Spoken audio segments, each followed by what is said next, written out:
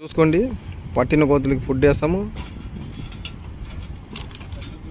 చూసుకోవచ్చు సార్, పట్టిన కోతులు మొత్తానికి ఫుడ్ పెడుతున్నాము.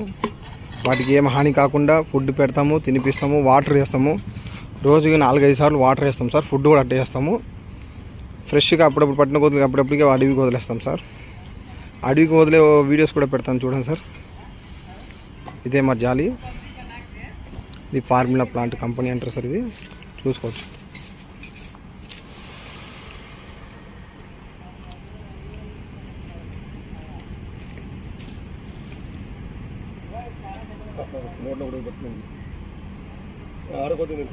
సార్ చూసుకోండి, ఇది మా అడవిలో వదిలేదానికి వెళ్తున్నాం సార్. కోతులు చూడండి సార్, లోపల ఉన్నాయి. లోపల కూడా కోతులే ఉన్నాయి.